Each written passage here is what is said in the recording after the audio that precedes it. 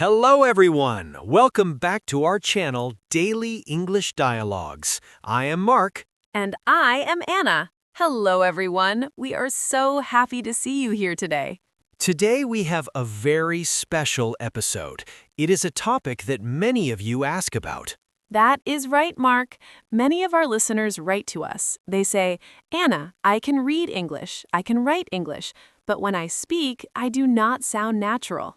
It is a very common problem. You know the grammar and you know the vocabulary, but your pronunciation feels a little bit stiff or maybe a little robotic. Exactly. So today, we are going to talk about a secret method. Well, it's not really a secret, but it is a very powerful tool. It is called the shadowing technique. The shadowing technique. It sounds mysterious, doesn't it? Like a spy movie. Yes, it does. But don't worry, it is not dangerous. It's actually the best way to improve your English speaking skills alone at home. So in this episode, we will explain what shadowing is. We will tell you why it works. And most importantly, we will teach you exactly how to do it step by step. Are you ready to speak like a native? Let's get started. Okay, Anna, let's start with the basics. What does the word shadow mean? Well, a shadow is the dark shape that appears on the ground when you stand in the sun. If I walk, my shadow walks. If I run, my shadow runs. Perfect. Your shadow does exactly what you do. It does it at the exact same time. It does not wait. So, what is shadowing in English learning? Shadowing is a practice where you listen to an English speaker and you repeat what they say, but, and this is the important part, you do not wait for them to finish the sentence. Wait, let me understand. Usually in school, the teacher says, repeat after me. The teacher says, hello, and then the students say, hello. Is that shadowing? No, that is just repeating. That is the old way. Shadowing is different. In shadowing, you speak at the same time or just a tiny bit behind the speaker. You are like their shadow. Ah, I see. So if the audio says, I like coffee, I should try to say, I like coffee almost at the exact same moment? Exactly. You want to match their speed. You want to match their rhythm. You want to match their emotion. That sounds difficult, Mark. It can be difficult at first, but that is why it works so well. Anna, tell me, why do you think this technique is better than just repeating after the teacher? Let me think. When I wait for the teacher to finish, I rely on my memory. I hear the sentence, I remember it, and then I say it.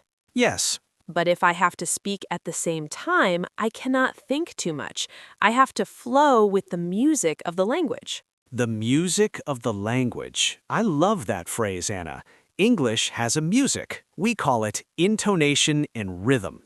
Yes, some words are loud, some words are quiet, some words are long, and some words are very short. When you do shadowing, you stop thinking about grammar rules. You stop translating in your head. You just focus on the sound. Your mouth learns how to move like a native speaker's mouth. It is like muscle memory, like playing the piano or riding a bike. Exactly. Your mouth has muscles. If you want to speak English, you need to train those muscles to move in new ways. Shadowing is the gym for your mouth. Okay, Mark, I'm convinced. I want to go to the gym for my mouth. I want to try shadowing. How do I start? What is step 1? Great. Let's look at the process. Step 1 is choose the right material. What kind of material? Can I use a movie? Can I use the news? You can, but for beginners, you must be careful. If you choose something too fast, you will get frustrated. You will feel sad and want to quit. That makes sense. So no rap music? Definitely no rap music. Not yet. You should choose audio that is clear. It should be a little slow but natural. Podcasts for learners, like this one, are perfect. Because we speak clearly, right? Yes. Also, it is very helpful if you have the text. We call this the transcript or subtitles. For beginners, you need to see the words. Okay, so step one is find a short audio clip with text. How short? Short, maybe 2 minutes, or even just 30 seconds. Don't try to shadow a whole hour-long movie. You'll get tired. Okay, I have my audio, I have my text. What's step two? Step 2 is listen only. Just listen? Yes, just listen to the audio. Read the text with your eyes. Make sure you understand the meaning. If there is a word you don't know, look it up in the dictionary. That's important. You cannot pronounce it well if you don't know what it means. Right. Listen maybe 3 or 4 times. Get comfortable with the sound of the speaker's voice. Notice where they pause. Notice where their voice goes up and down. Okay, I listened, I understand the story, I'm ready to speak. Not yet. We have step 3. This is a soft step. Step 3 is read aloud with the speaker. Wait, isn't that shadowing? Almost. In this step, you look at the text, you play the audio, and you try to read the text at the same speed as the speaker. You can speak quietly. Just try to match the speed. I see. This helps my eyes and ears work together. Yes, do this a few times until you can read it fast enough to keep up with the audio. Okay, I'm ready for the big one. Step 4? Step 4 is the blind shadow. Blind? You mean I close my eyes? Ideally, yes, or just look away from the text. Now you listen to the audio and you try to repeat what you hear immediately. You focus 100% on the sounds. This sounds scary. What if I make a mistake? You will make mistakes. That's okay. If you miss a word, don't stop. Just keep going. Catch the next word. It's like jumping onto a moving train. If you miss one car, jump on the next one. I like that. Jump on the moving train. So I shouldn't pause the audio? No, try not to pause. Let the audio flow. This forces your brain to process English quickly. Hey, Mark, can we try a little example? Can we demonstrate for our listeners? That is a great idea. Let's do a live demonstration. I will be the audio, you will be the student. Okay, I am nervous, but I am ready. I will say a simple sentence. I want you to say it with me. Do not wait for me to stop. Try to say it at the same time. Okay, what is the sentence?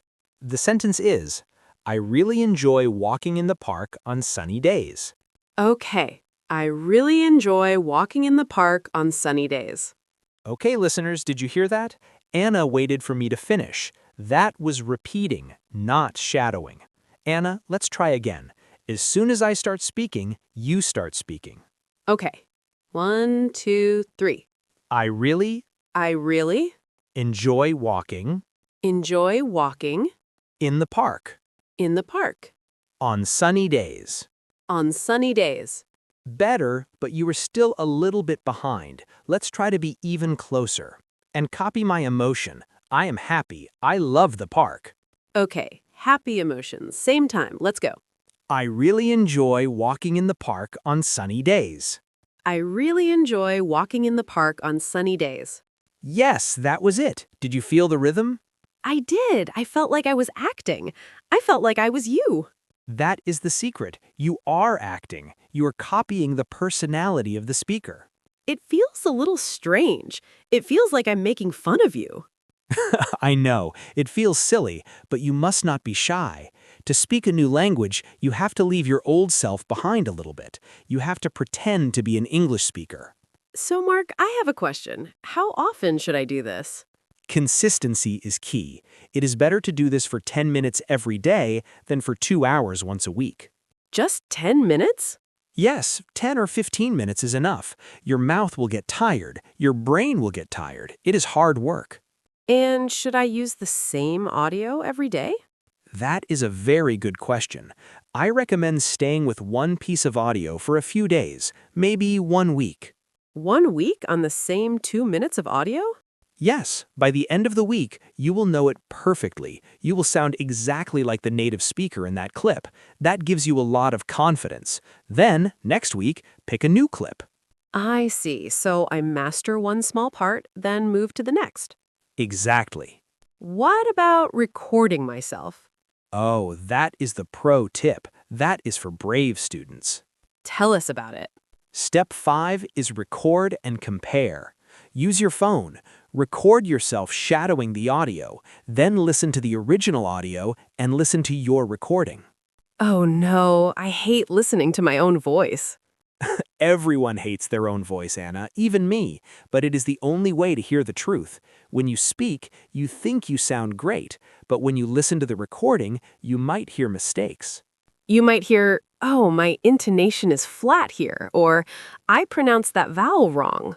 Exactly. You become your own teacher. You identify the difference and you try again. Let's talk about some problems. What are common mistakes students make with shadowing? The biggest mistake is choosing audio that is too hard. If the speaker is speaking very fast, using slang or mumbling, you cannot shadow. You will just make noise. Mumbling is bad. What is mumbling? Mumbling is when you speak unclearly, like this. I don't really want to go to the store. I couldn't understand anything. Exactly. You need clear audio. News anchors are good because they speak clearly. Audiobooks are also very good. What about YouTube? YouTube is great, but be careful with auto-generated subtitles. Sometimes the computer makes mistakes with the words. Try to find channels that write their own subtitles. Like daily English dialogues? Exactly. Our dialogues are written for you. Another mistake I can think of is stopping too soon. Yes, do not expect to be perfect on the first day. Shadowing takes time. It is training. Be patient with yourself. So, Mark, does shadowing help with grammar? That is an interesting point. It helps indirectly. When you shadow, you repeat correct grammar patterns many times. You start to feel what is right. So you don't memorize the rule subject plus verb plus object. You just know it sounds right because you've said it 100 times. Yes, you learn grammar like a baby learns grammar, by listening and copying. This has been very helpful, Mark. I am going to try this tonight. I hope our listeners try it too. Let's recap the steps quickly. Sure. 1. Choose simple audio with a transcript. 2. Listen to understand. 3. Read aloud with the speaker. 4. Shadow without looking, blind shadowing. 5. Record and check. Perfect summary. And remember, have fun with it. Walk around your room, use your hands, act. Can I shadow while I'm driving or cleaning the house? Once you're good at it, yes, but in the beginning, sit down and focus. Later, you can shadow while you wash the dishes. It's a great way to use your time. Imagine my family seeing me washing dishes and talking to myself in English. They will think you are crazy, but you will speak beautiful English. That is true. Before we finish, I want to say one more thing about confidence. Shadowing helps you speak faster. Many students speak slowly because they are translating in their heads. Shadowing breaks that habit. It connects the brain directly to the mouth. Yes, and when you can speak at a natural speed, you feel powerful. You feel like, hey, I can do this. And that confidence helps you go out into the world and communicate. Exactly. Shadowing is practice. The goal is to go out into the world and communicate. Well, that's all the time we have for today. We hope you enjoyed this episode on the shadowing technique. Please try it this week. Pick one of our videos, listen to it, and try to shadow us. Let us know in the comments if it was hard or easy. We love reading your comments. And don't forget to like and subscribe to Daily English Dialogues for more tips and easy conversations. Thank you for listening. Keep practicing, keep shadowing, and we'll see you next time. Bye, everyone. Goodbye.